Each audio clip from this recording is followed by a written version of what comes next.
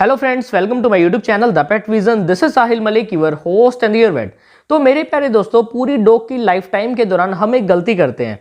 क्या करते हैं? जो हमारे डॉग की स्किन के ऊपर टिक्स वगैरह जो बैठते हैं ना, उसको हम हाथों से ही रिमूव करना स्टार्ट कर देते हैं। हमको ऐसा बिल्कुल भी नहीं करना। हमको ऐसा क्यों नहीं करना, इसके पीछे रीजन भी बताऊंगा।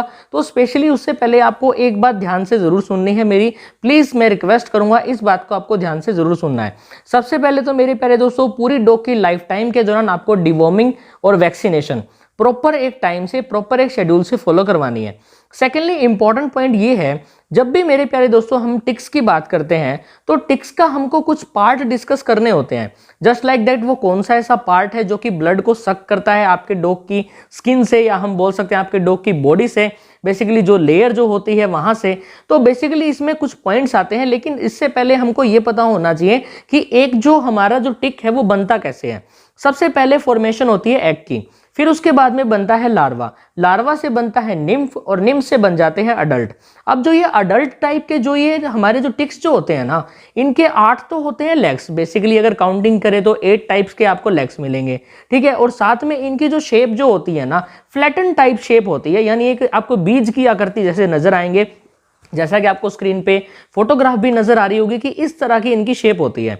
बेसिकली मेरे प्यारे दोस्तों, वैसे तो बहुत सारे पार्ट्स होते हैं टिक की बॉडी के अंदर। अगर हम एनाटॉमी डिस्कस करते हैं तो वो भी डिफरेंट है। अगर हम उसको बेसिकली फिजियोलॉजिकल वर्क समझे तो वो भी आपको एक डिफरेंट नजर आएगा।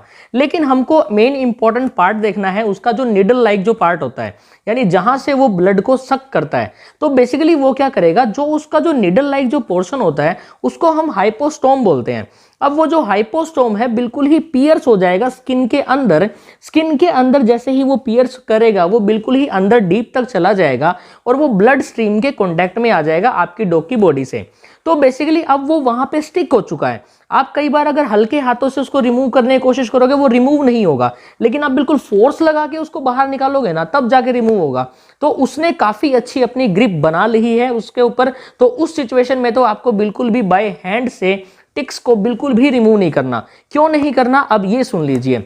स्पेशली मेरे प्यारे दोस्तों, क्या होता है डॉग की, अगर हम टिक्स की बात करते हैं तो उनके सलाइवा के अंदर बहुत सारी मात्रा में टॉक्सिन्स होते हैं। तो जैसे ही आप उसको मैनुअली पुश आउट करते हो, पुल आउट करते हो, बेसिकली सॉरी पुश आउट बोल गया मैं। आप जैसे मैनुअली उसको हटाओगे तो जो टिक जो होता है एकदम से डिस्टर्ब हो जाएगा। डिस्टर्ब हो जाएगा, आप बोल सकते हो इरिटेट हो जाएगा। और वो क्या करेगा, जितना जो भी टॉक्सिन जो बना है ना उसकी सलाइवा के अंदर, वो सारा का सारा डॉग के ब्लड की स्ट्रीम के अंदर डाल देगा। और कई बार आपने ये भी देखा होगा, जिस पोजीशन पे बाइट की है वहां पे रेडनेस हो गई है, यानी वो जो स्किन है उसका कलर बिल्कुल रेड हो गया है। तो स्पेशली उसके पीछे रीजन ये है। तो इसमें क्या होता है, बेसिकली हम बोल सकते हैं टिक टॉक्सिकोसिस हो गई है, या हम बोल सकते हैं कि टॉक्सिन्स की रिलीजमेंट की वजह से जब टॉक्सिन रिलीज हुआ तो टॉक्सिकोसिस हो गया है। जिसमें क्या होता है, आपका जो डॉग है लड़खड़ाना स्टार्ट कर देता है। आपके डॉग को एक चलने फिरने की एक अच्छी समझ नहीं रहती। जैसे ही वो रियर लेग की अगर हम बात करते हैं तो उसका आपको पैरालिसिस भी नजर आएगा, जिसको हम हेमीप्लेजिया बोल देते हैं। अब हेमीप्लेजिया मतलब क्या होता है, half part of body gone paralysed, यानी आधा जो पार्ट होता है बॉडी का वो पैरालाइज हो जाता है। आपको ऐसा लगेगा कि जो रियर जो लेग्स हैं वो लड़खड़ाते हुए आपका जो डॉग है वो चल रहा है। तो बेसिकली इसमें ये भी सिचुएशन आती है। स्किन काफी ज्यादा रेडनेस हो जाएगी, रैशेस पड़ सकते हैं अगर आप एक्सटर्नली उसको रिमूव करते हो। तो आपको ऐसा ये बिल्कुल भी नहीं करना। तो ये बेसिक सा पॉइंट था जो कि आज मैंने डिस्कस किया है। तो अब क्वेश्चन तो ये आता है ना कि हम उसको अच्छे से रिमूव कैसे करें। अगर आपके डॉग की बॉडी के ऊपर टिक हो जाते हैं तो सबसे पहले तो आपको इमीडिएटली अपने नियर बाय वेट के पास जरूर जाना है, उनकी अच्छी एक गाइडेंस लेनी है, उनसे एक अच्छी एक मेडिकेशन लेनी है। मेडिकेशन में आपको स्पोटोन, वो आपको अवॉइड, आपको बोलेंगे कि आप स्पोटोन का यूज कीजिए। लेकिन स्पोटोन के यूज के करने के भी बहुत सारे तरीके होते हैं, वो आपके वेटनरी डॉक्टर आपको समझा देंगे कि आपको इस तरह स्पोटोन को अप्लाई करना है, ठीक है। आपको कुछ प्रिवेंशन टिप्स भी फॉलो करनी पड़ेंगी स्पोटोन को अप्लाई करने से पहले। तो आप स्पोटन अप्लाई कर देना, उससे भी बहुत अच्छा रिजल्ट मिलेगा, टिक्स सारे के सारे उतर आएंगे। आप टैबलेट्स भी दे सकते हो, ब्रावेक्टो भी आती है टैबलेट, और भी बहुत सारी टैबलेट्स आती हैं मार्केट के अंदर, आप वो दे सकते हो अपने डॉग को। इससे काफी ज्यादा राहत मिलेगी। जितने भी जो एक्सटर्नल जो पैरासाइट्स होते हैं ना, वो सारे के सारे रिमूव हो जाएंगे। तो मेरी इस वीडियो को बनाने का मेन मोटो ये था कि आप आगे से ये गलती ना करें, अपने मैनुअली हाथों से जो टिक है उसको रिमूव ना करें। तो प्लीज आप इस बात को ध्यान से समझिए। आपका डॉग एक बड़ी एक समस्या में पड़ सकता है अगर आप उसको मैन्युअली ऐसे ही टिक उसके रिमूव करते जा रहे हो।